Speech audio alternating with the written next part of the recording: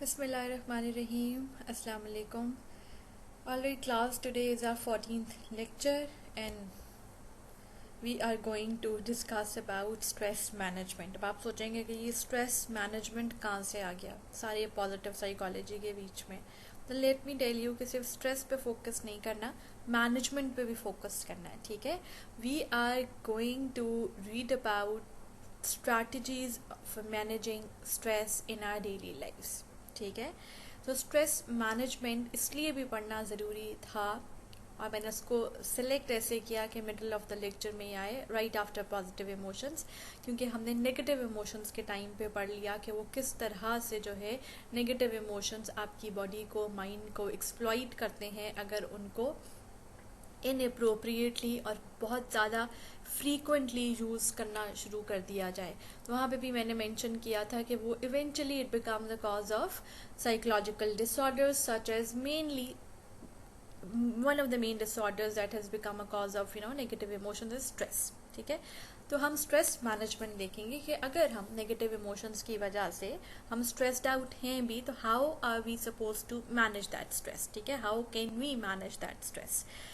उससे पहले but we are suppose to read about stress very briefly, that what is stress, stress के responses क्या होते हैं, and one very important in one of my favourite model about stress, cognitive transactional, wo bhi we are also supposed to read about it. And after that we are going to discuss interesting easy to do management strategies for reducing stress. All right, now formally moving towards the lecture. What is stress? पहला question ये है कि जी stress क्या है. Stress can be defined as are mental, physical, emotional and behavioural reactions to perceived demands और threat. वो कहते हैं स्ट्रेस को हम ऐसे डिफाइन करते हैं कि स्ट्रेस बेसिकली कुछ रिएक्शंस की वजह से स्ट्रेस प्रोड्यूस होता है या वो स्ट्रेस बनता है. There are certain forms of reactions जो स्ट्रेस को बिल्ड करने में हेल्प आउट करते हैं. वो रिएक्शन मेंटल भी हैं, वो फिजिकल भी हैं, वो इमोशनल भी हैं और वो बिहेवियरल भी हैं. मगर वो रिएक्शन कब प्रोड्यूस होते हैं?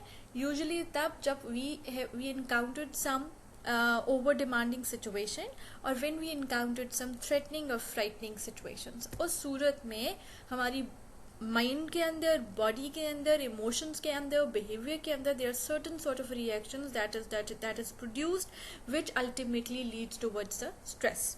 ऑलराइट, अब स्ट्रेस को डील करने के लिए आई होप स्ट्रेस की डेफिनेशन आपको क्लियर हो गई है. Although there are multiple of definition, various models, various theories have defined stress.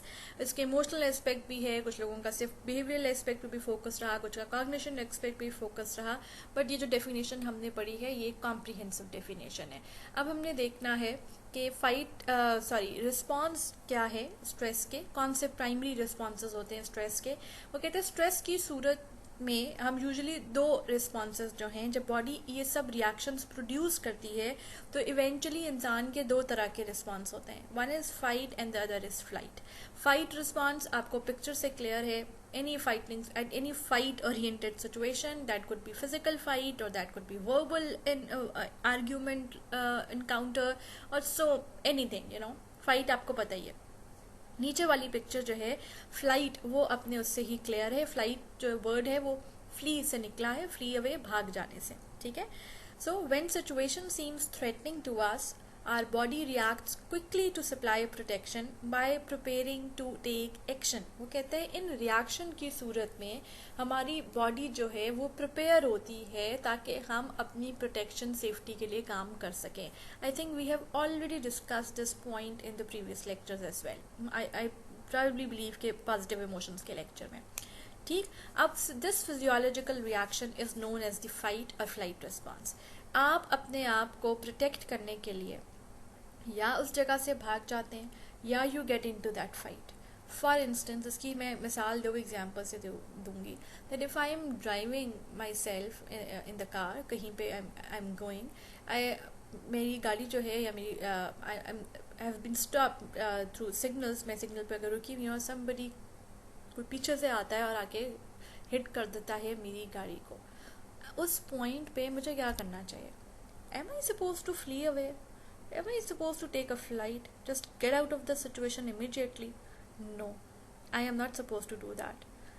मेरा एक कॉमन नॉर्मल रिएक्शन क्या होगा, मुझे गुस्सा आएगा, मेंटल रिएक्शन होगा, मैं इमोशनली जो है वो मुझे शदीद एंगर फील होगा, मैं फ्रस्ट्रेटेड होंगी, मुझे ख़ास तरह से जो है वो टेंशन होगी, स्वेटिंग शुरू हो जाएगी कि अच्छा मेरी गाड़ी को पीछे से किसी ने मार दिया, उसका इतना नुकसान हो गया. ठीक, what I am supposed to do, I will get out of my car and immediately go to that person and I will indulge myself into a fight situation. ठीक है, just in order to protect myself कि जी आपने ये किया है तो इसका you have to pay back जिस भी तरह से possible है. This is a common reaction, this is a fight response. ये इस तरह से बॉडी के अंदर जब रिएक्शन प्रोड्यूस होते हैं ऐसी किसी सिचुएशन में, तो वो हमें तैयार करी होती है, हमें towards protection, towards preparing us for taking a relevant action. Flee की अगर मैं आपको एग्जाम्पल दूँ तो फ्ली अवे जो है दिस इज़ अबाउट भाग जाना. अब भाग जाने की सिचुएशन क्या हो सकती है, आई थिंक हमने ये पहले भी एग्जाम्पल डिस्कस किए, that if you are walking somewhere down the street और आपके सामने कुछ स्ट्रे डॉग्स आ जाते हैं, उस वक्त आप क्या करेंगे, आप आसपास देखना शुरू करेंगे कि मुझे कोई डंडा, कोई स्टेक, कोई चीज़ ऐसी मिल जाए, कोई पत्थर मिल जाए जो मैं उठा के I just simply throw away to दो स्ट्रे डॉग्स. या आप क्या करेंगे, आप भाग जाएंगे उस सिचुएशन से. ऑफ कोर्स आप टाइम ज़ाया नहीं करेंगे वहाँ पर खड़े होकर चीज़ें ढूंढने का और गैदर करने का. रादर यू विल, आपकी बॉडी के अंदर जो रिएक्शंस प्रोड्यूस होंगे, जो डर आपको लगेगा, पसीने जो आना शुरू होंगे, जो फियर का इमोशन आपके अंदर बिल्डअप होना शुरू होगा, फिजिकली आप अपने आप को वीक समझेंगे, आप थोड़ा ट्रेम्बल करना शुरू कर देंगे, आप मेंटली जो है वो फ्रस्ट्रेट होंगे कि ये कैसी सिचुएशन मेरे सामने आ गई है, मैं तो सुकून से वॉक के लिए निकला था बाहर. उस सिचुएशन में you will just flee away. आप उस वक्त सिर्फ भागने के बारे में सोचेंगे, that how possibly you can get away with this situation immediately. ठीक है, सो ये हो गया फाइट एंड फ्लाइट रिस्क. अगला है जी व्हाट मेक्स समथिंग स्ट्रेसफुल. ऐसी कौन सी सिचुएशंस हैं, ऐसी कौन सी इवेंट्स हैं, ऐसी कौन सी चीज़ें हैं जो स्ट्रेसफुल बन जाती हैं. वो कहते हैं situations that have strong demands, any situation that is demanding. कोई भी सिचुएशन ऐसी है जो ओवर डिमांडिंग है, आप वो पूरी नहीं कर सकते. फॉर इंस्टेंस मैं क्लास में आती हूँ और मैं कहती हूँ कि आप लोग जो है वो अपने just take out your pages, और या मैं आपको कहती हूँ जो मैंने आपको एक प्रोजेक्ट कल एक्सप्लेन किया था that you are going to submit in a day 2 और 3. ठीक है, आपने 2 दिन में उसको सबमिट कराना है. ऑटोमेटिकली वो एक स्ट्रॉन्ग डिमांडिंग सिचुएशन है. या आपको पता लगता है कि जी आपके जो एग्ज़ाम्स हैं जो दिसंबर में प्लान होते हैं वो एग्ज़ाम्स इस बार नवंबर में हो जाएंगे. डिमांडिंग सिचुएशन है, 1 महीना 2 महीने रह गए हैं और आप मेंटली तौर पे प्रिपेयर भी नहीं थे इस चीज़ के लिए that you are going to do what you are going to do now. ठीक है, तो ये डिमांडिंग, इस तरह से बहुत सारी और डिमांडिंग सिचुएशंस हो सकती हैं. फाइनेंशियली कोई ऐसी डिमांडिंग सिचुएशन आ सकती है. उसके बाद सिचुएशंस दैट आर इमिनेंट, कोई भी ऐसी चीज़ जो इमीडिएटली आपको करनी हो, जो आपको उसको इमीडिएटली उसके ऊपर कोई एक्शन लेना हो, आपसे इमीडिएटली कोई चीज़ रिक्वायर्ड हो, वो चीज़ आपके लिए स्ट्रेस क्रिएट करती है. जहाँ पे मैं एग्जांपल देने लगी थी कि the moment I entered in the class, मैं आपको कहूँ कि लेक्चर नहीं हो रहा, just take out your pages, और जो कल का लेक्चर था मैं उसका क्विज लेने लगी हूँ. ऑटोमेटिकली इमीडिएटली मुझे आपका एक रिस्पॉन्स चाहिए उसके ऊपर, और वो आपके लिए स्ट्रेसफुल होगा.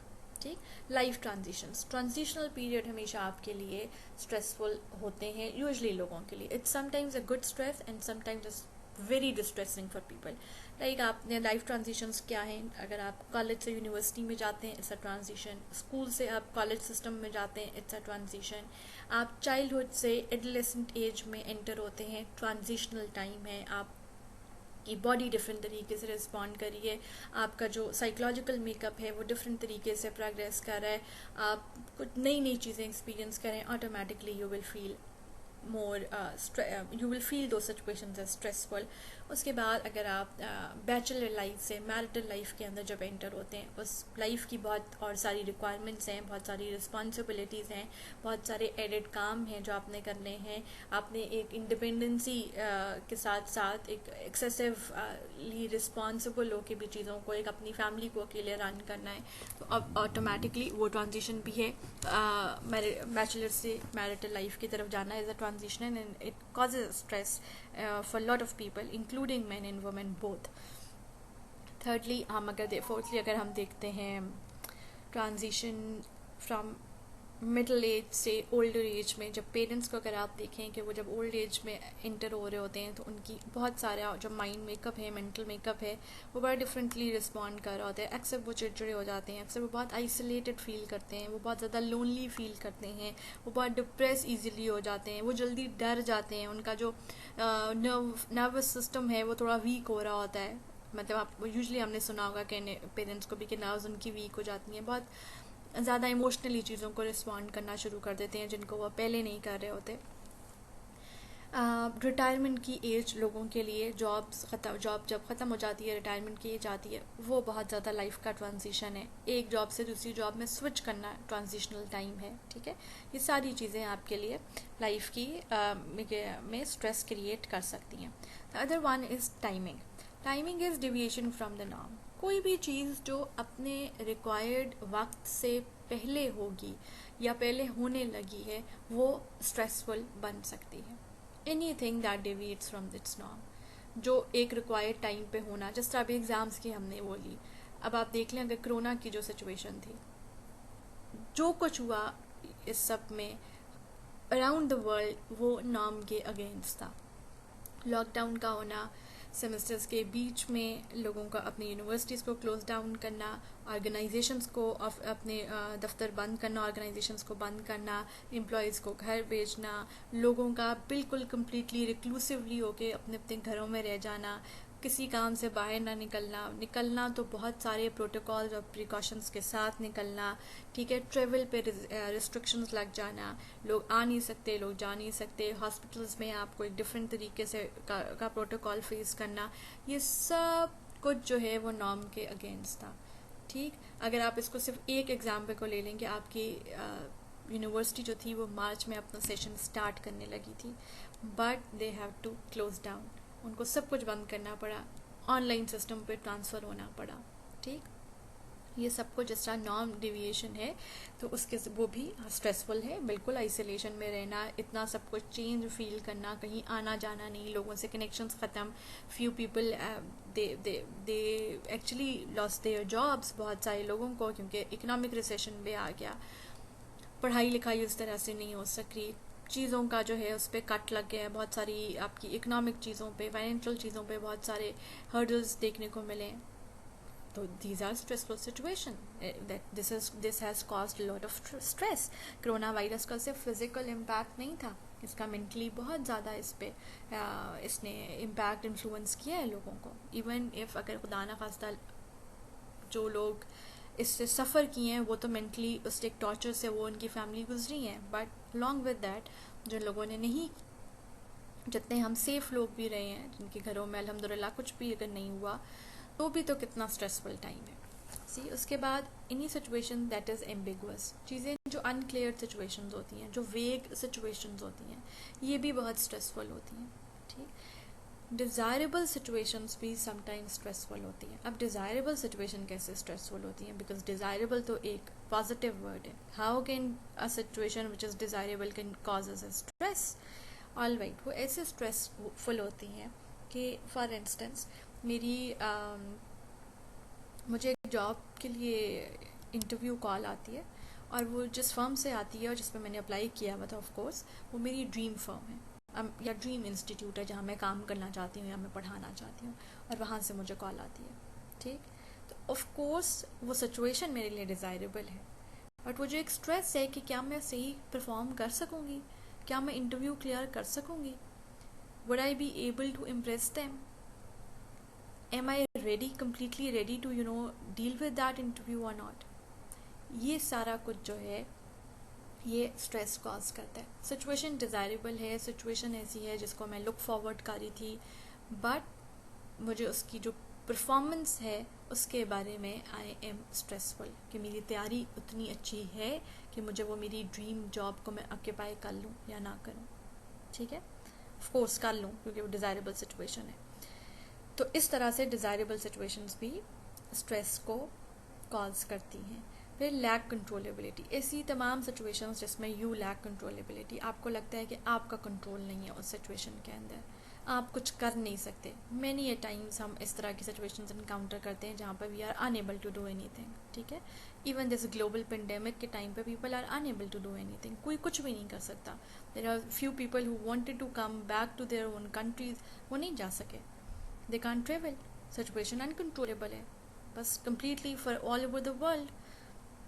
पॉलिसीज सारी चेंज हो गई, रिफॉर्मुलेट करनी पड़ी हैं पॉलिसीज हमें, right. So lack of controllable situations भी हमारे लिए अनडिजायरेबल होती हैं. So therefore situations that have strong demand, situations that are imminent, life transitions, timing, ambiguity, desirability and lack of controllability, all these things contributes towards stress. का response क्या होता है, इसकी एग्जाम्पल हमने ऊपर भी देखा था, पढ़ा है कि जो रिएक्शंस हैं वो प्रोड्यूस होते हैं. Physical response, behavioural response, mental response, emotional response. क्या होता है जो इवेंचुअली स्ट्रेस को कॉज करता है. कहता है it's a good example of a stressful situation for many people is taking a test. When you find testing to be stressful you might notice certain. ये जब आप स्ट्रेसफुल समझते हैं किसी चीज़ों को, ये वाइस वर्सा भी है, तो वो इन रिएक्शंस की वजह से भी होता है. और एट टाइम्स आपने जब स्ट्रेस फील कर लिया होता है तो उससे भी सर्टेन रिस्पॉन्सेज आपकी बॉडी में प्रोड्यूस होते हैं. टेस्ट के टाइम पे, एग्ज़ाम के टाइम पे फिजिकल रिस्पॉन्स क्या हो सकता है, इसके नीचे इसमें एक नोट्स अवेलेबल हैं जिसमें एग्जाम्पल की को डिटेल से भी बताया हुआ है. फिजिकल में आपको स्वेटिंग हो जाएगी या स्वेटी पाम्स होना शुरू हो जाते हैं, थोड़ा हार्ट बीट तेज़ हो जाती है, शॉर्टनेस ऑफ ब्रेथ हो जाती है. बिहेवियरल रिस्पॉन्स ये है कि आपको लगता है कि जी I would not be able to do it. Mental response ये है कि आपको सब कुछ ब्लैंक हो रहा होता है, आपको लगता है जो कुछ याद किया था वो याद आ ही नहीं रहा. I am not able to do that. Emotional response ये है, टाइम्स लोग रोना धोना शुरू कर देते हैं, सो ऑन एंड सो फॉर्थ. इस तरह से इसकी जो नीचे भी एग्जाम्पल्स लिखी हुई हैं वो आपको और ज़्यादा क्लियर कर देंगे. Cognitive transactional model it proposes. अच्छा ऑल राइट, अब हम आगे हैं मॉडल की तरफ. Let me clear you one thing कि स्ट्रेस के ऊपर भी there are multiple models available, but this is one of the most significant and most usable model for stress, and personally I find a lot of meaning in this model.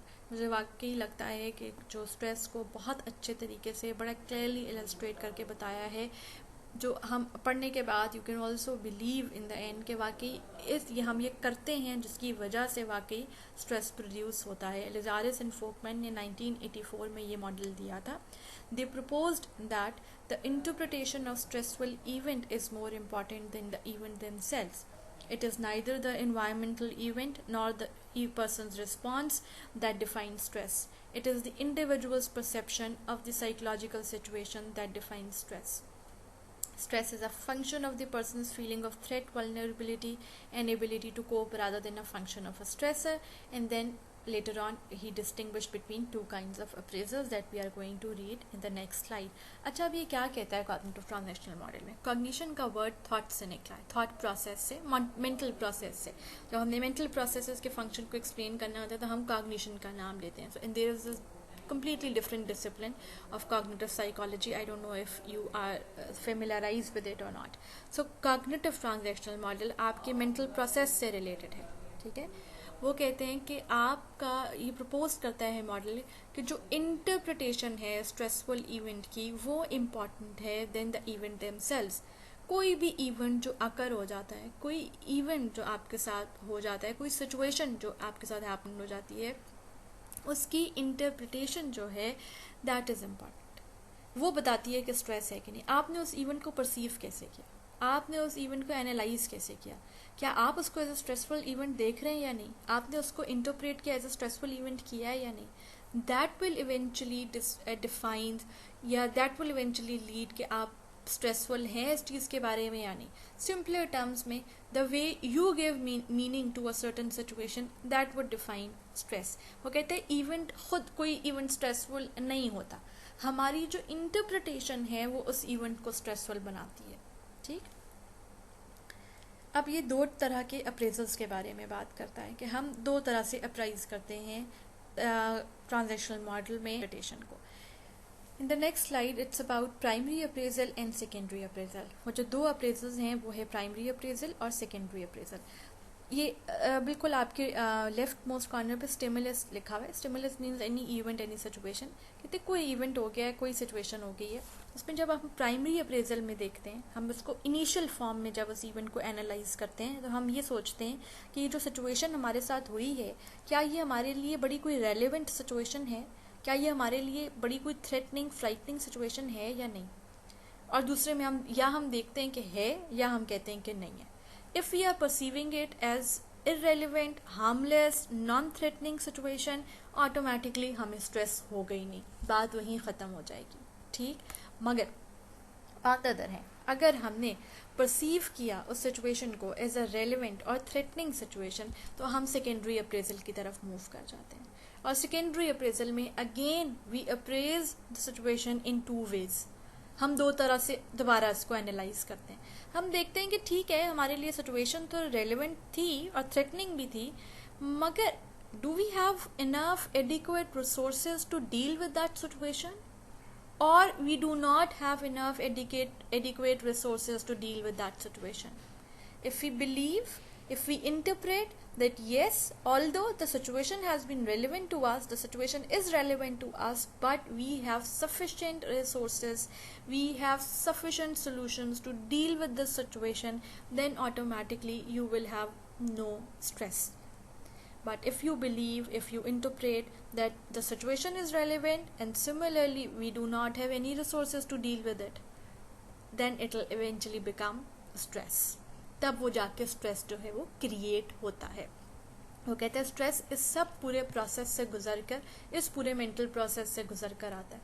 Primary secondary appraisal से गुजर कर चीज़ें stress बनती हैं. अब इसमें अगर हम एग्जाम्पल को फिट इन करके देखें, तो एक सिचुएशन लेट्स से मैं देखती हूँ कि आप फीस सबमिट करानी है, पेरेंट्स ने फी वाउचर जो है वो आ गया एंड समहाउ न्यू सेशन था, तो फीस भी थोड़ी ज़्यादा है.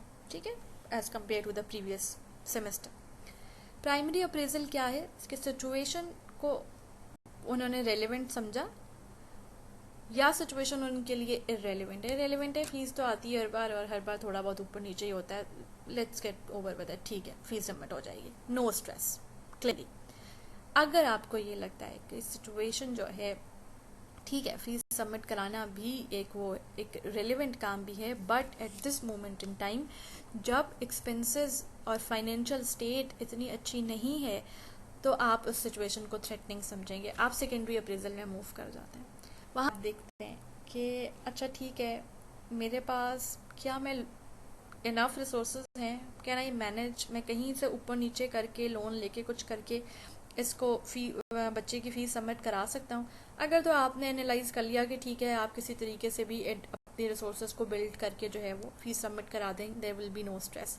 बट अगर आपने ये सोचा और आपने ये इंटरप्रेट किया कि मैं तो लोन भी नहीं ले सकता, मेरे पास जो पैसे पड़े थे वो मैंने अभी किसी और इम्पॉर्टेंट चीज़ पे, एक्सपेंसेस पे खर्च कर दिए, अभी there are certain other daily necessities जिन पे खर्च होने हैं, तो from where I am going to spend, तब वो सिचुएशन जाकर एक फादर स्ट्रेसफुल सिचुएशन बनती है. राइट.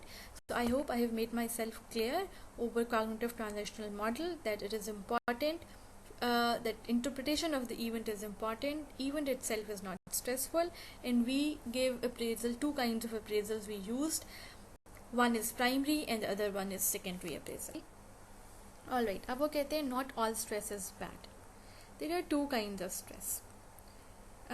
थोड़ी सी हिलेरियस भी बात है कि क्या वाकई कोई स्ट्रेस ऐसा है जो बुरा नहीं होता, बिकॉज स्ट्रेस का वर्ड ही बड़ा नेगेटिव है. ठीक, तो वो अब हम आगे बढ़ते हैं कि कौन सा स्ट्रेस हमारे लिए बुरा नहीं भी होता. एक तो स्ट्रेस की फॉर्म है distress, which is a continuous experience of feeling overwhelmed, oppressed and behind in our responsibilities. जब आप for a very longer time, for a very quite some time continuously experience करते हैं overwhelmness, और आपको लगता है that you lack control, you are unable to do something, आपको you see no light at the end of the tunnel, आपको लगता है बस अंधेरा है, it's all dark, we are unable to get out of it. और ये चीज़ आप for quite some time, like for months and months, for like एक दिन या 2 दिन की बात नहीं है, it's about like 3 months 4 month time period, आप कंटिन्यूसली आपको ये फीलिंग है, तो इसका मतलब है आप डिस्ट्रेस की सिचुएशन में है, which is a severe form of a stress. ठीक है.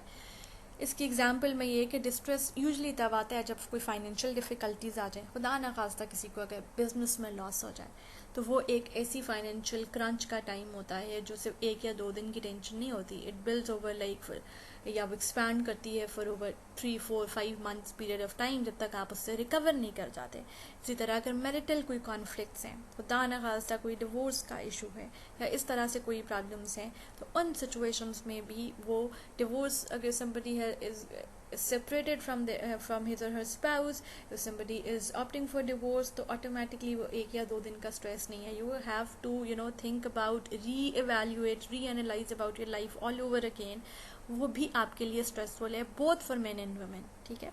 उसके बाद again if you are dealing with some trauma, some chronic illness, वो आपके लिए डिस्ट्रेस की सिचुएशन होती है। APS सर्वाइवर के जो बच्चे हैं और उनके जो वालिदैन हैं who have survived the APS attack, they are still under the condition of distress. वो they still feel overwhelmed with what has happened to them. They still feel oppressed.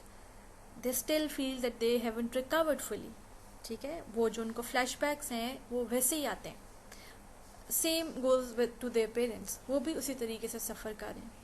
ठीक, तो ये जो ट्रॉमा है ये भी लॉन्ग लास्टिंग आपके ऊपर जो है वो स्ट्रेस, ओवरवेलनेस की सिचुएशन रखता है, जो इवेंचुअली डिस्ट्रेस में चेंज हो जाता है। फिर है जी क्रॉनिक इलनेस, कोई भी खुदा न खास्ता क्रॉनिक इलनेस लाइक कैंसर है, कोई हार्ट डिजीज़ है, जहाँ पर आपको लगता है now you are going to lack in your responsibilities, now you are unable to do this, you are unable to do that. Heart का जब प्रॉब्लम होता है तो लोग कहते हैं yes we have to cut down on our food choices, हमें अपनी हैबिट्स को बहुत ज़्यादा और एक्टिव करना पड़ेगा, हमें बहुत वाइजली चीज़ों को चूज़ करना होगा, we can travel more, we can run, we can do sports much, so on and so forth. ठीक है, ये चीज़ें जो हैं वो इलनेसेस की चीज़ें, क्रॉनिक इलनेसेस जो हैं ये भी डिस्ट्रेस कॉज करती हैं। अब हम आते हैं the good part of a stress, which is called eustress.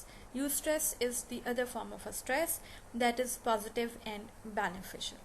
ठीक है, we may feel challenged, but the sources of the stress are opportunities that are meaningful to us.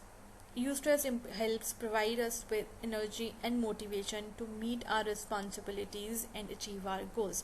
कहते हैं ये वो फॉर्म ऑफ स्ट्रेस है जो हमारे लिए पॉजिटिव और बेनिफिशियल होता है। क्यों? क्योंकि ये हमें मोटिवेट करता है to reach towards our goal. वो कहते हैं हमें ये स्ट्रेस हमें वो अपॉर्चुनिटी प्रोवाइड करता है जो हमारे लिए मीनिंगफुल चीज़ें होती हैं उनकी तरफ। फॉर इंस्टेंस एग्ज़ाम से पहले का जो स्ट्रेस है, it's a good form of a stress because वो आपको मोटिवेट करता है टू स्टडी मोर। अगर एग्ज़ाम से पहले आपको ये ख़ास तरह से स्ट्रेस नहीं होता तो आप पढ़ते भी नहीं। Similarly when you are graduating from college, आपको यूनिवर्सिटी जाना है, आपने एक नया डिसिप्लिन, नया करियर अपने लिए चूज़ करना है, अब प्रॉपरली आप प्रोफेशनल उसके स्टडीज़ के अंदर आ रहे हैं, विच is a good thing, but again वो आपके लिए एक स्ट्रेस भी तो प्रोड्यूस करता है, but it's a good stress in the end of the day because ये आपको मोटिवेट कर रहा होता है आपके गोल की तरफ, आपके पाथ की तरफ, कि आपने कॉलेज में इतना अच्छा परफॉर्म करना है so that you can get admission in university जो आपकी कोई ड्रीम प्लेस है, या आप वो सब्जेक्ट को पढ़ सकें जो आप पढ़ना चाहते हैं। So why do we stress out?